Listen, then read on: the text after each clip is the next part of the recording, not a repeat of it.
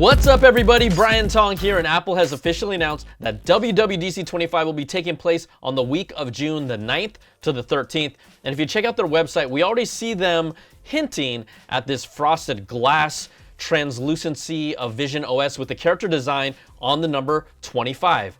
And I like to break these things down, so what could the number 25 mean? Oh, 2025. Yeah.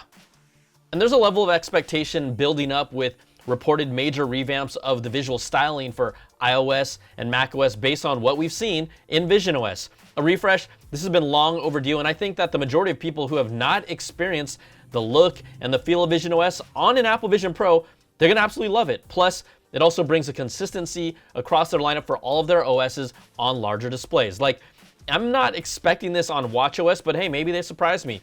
Who knows? But we've already seen subtle hints of it even at the recent Apple Invites app that they recently released, where instead of flat buttons, there's this hint of a translucent layer where the information, it is displayed and sectioned off, but you see this blurred out background behind it. And you can even see it if you look at the small details of this toggle here in the right corner in the Apple Sports app. That area also has that translucent look.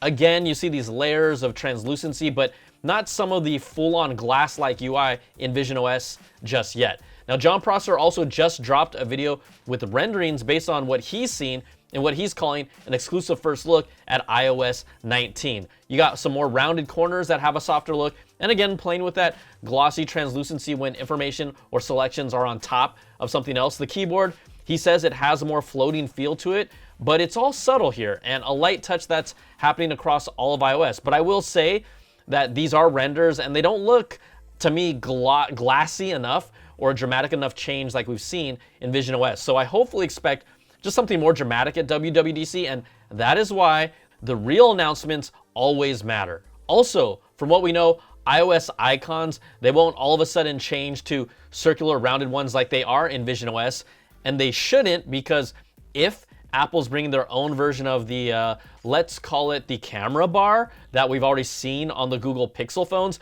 and it looks like it is, let's not also use their circle app icons from Android, okay? Yeah, good idea. But there should be some new energy around the new iPhones, the new iPhone 17 Air form factor, whether you like it or not, and the new iOS 19 this year. We know we'll see updates to all the other operating systems, but the one thing that I'm curious about is if we'll see Apple announce their rumored smart home platform at WWDC, because it feels like this would be a good place to do it. Throw in a little hardware maybe with the rumored smart home, that 7-inch wall-mounted device. Well, everyone is still asking, why can't you just let me put that on my iPad or, okay, the rumored HomePod with a display?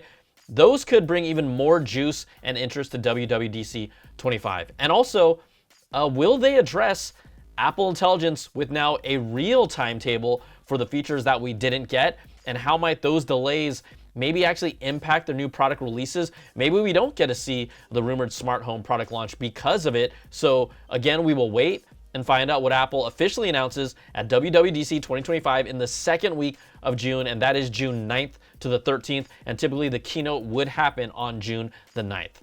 All right, another Apple announcement happened in case you didn't know, and the AirPods Max will be getting lossless audio and ultra-low latency audio with a software update coming sometime in April. Now, let's be clear, this is for only the recent AirPods Max with USB-C and not the first generation ones. There's an included USB-C to USB-C cable with the recent AirPods Max, and that is required to take advantage of lossless audio and ultra-low latency audio when physically connected to an iPhone, an iPad, or a Mac with this cable.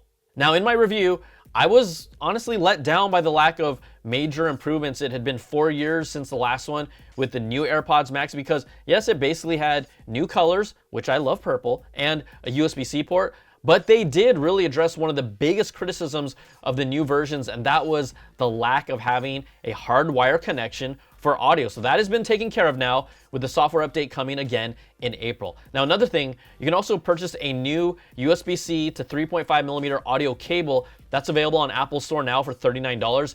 That only provides ultra low latency audio because just think of it as a physical connection. And this is gonna come in handy on planes and other devices with a headphone jack. Now, friend of the channel, Apple SVP of Marketing, Greg Joswiak, who has appeared here, he might have been, I'm going to say, a little extra with this tweet when he said, it will bring you mind-blowing sound quality. And look, it is great to have 24-bit, 48 kilohertz lossless audio. I'm never complaining about that. But the reality is that it takes a very discerning ear to truly hear the differences. I can tell the difference at times in the past when I've done side-by-side comparisons with lossless versus non-lossless, but it can be pretty subtle, and most people will have a hard time clearly hearing major differences at all. So it is great because yes, we want the highest fidelity available like the creators intend it to be. And yes, creators can produce music in Logic Pro. You have the ability to do it in spatial audio with the new AirPods Max update as well. That's a first. But I'm gonna have to do a test maybe with real people because yes, it's good, but when you say something like, it's mind-blowing, come on, to me, it better be mind-blowing. For example, immersive video on Apple Vision Pro.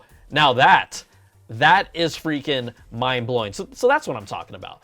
And then let's just hit this recent rumor report. According to Bloomberg's Mark Gurman, Apple is working on multiple new Apple Watch models with built-in cameras with an expected release in 2027. Now he says for the regular series models, Apple's planning to add a camera in the screen area, and then for the Apple Watch Ultra, it'll be on the right side near the digital crown. And I was excited when I first saw the headline because I'm instantly thinking, yes, right? Let's finally get video conferencing on a watch. Like, I would love a Dick Tracy style watch, even if it can get tiring to hold your wrist up like this. Like, it's still freaking cool. Maybe for a few minutes, that's cool. But in reality, the cameras will gather information about your surroundings, and they are intended to enable visual intelligence on the Apple Watch. Yes, that's an Apple Intelligence feature. And an example would be, let's say, pointing your Apple Watch at a restaurant to pull up its hours and ratings as you walk by. And that sounds, sure, maybe not as fun, but also it feels like it would be hard to get a clean look at a business with a wrist camera that you have to point. So look, nothing's official. I won't judge it until I see it in real life when it's ready. Like Apple Intelligence, I'm still waiting. That's TBD. Now, we've also been waiting for a blood pressure sensor to finally come to the Apple Watch, but we know it hasn't been easy. Apple still plans to bring blood pressure tracking, but Gurman says it is still hitting snags and that the company continues to run into problems, according to his report. Now, that's not a good sign. Hearing this in March, at one point we did hear it might come to Series 10, but that didn't happen, and that's fine.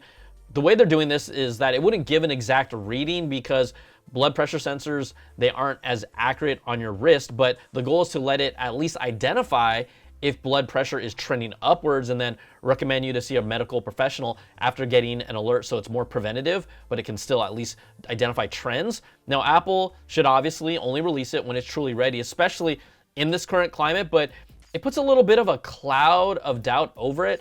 And I've said it multiple times, the Apple Watch is a great device, it is incredible, but right now, it's really the delay of this health sensor tech like this, and even something like blood glucose monitoring, that is holding it back from taking it to that next level. And we know, and I know, this is not easy stuff, right? We get that. So we will see if blood pressure monitoring makes it for 2025. And then since we're talking a little bit earlier about putting cameras into small devices, the plan is still for Apple to put tiny cameras into future AirPods, but these cameras would technically be infrared sensors, more similar to a Face ID sensor. And one of the advantages is that you could wave your hand near them and have these in-air gesture controls that respond to things like volume up or volume down and next track. So we all might be looking like this, doing Jedi swipes, because that's cool. Now, the reports claim production will happen in 2026, and we could see AirPods with infrared cameras launch in 2026 or 2027. All right, everybody, that is going to do it for this video. If you like what you see, give me that thumbs up, subs up, and hit that notification bell, ding, to get all my latest videos when they drop. And if you want more of that Apple goodness, you can check out my weekly Apple Bits XL audio podcast with the latest stories and special guests. Plus, you can support all my content with an ad-free version of the podcast, early access to my content, and exclusive content at patreon.com/BrianTong. So thanks so much for watching. Take care, and we'll see you on the next video. Peace and love.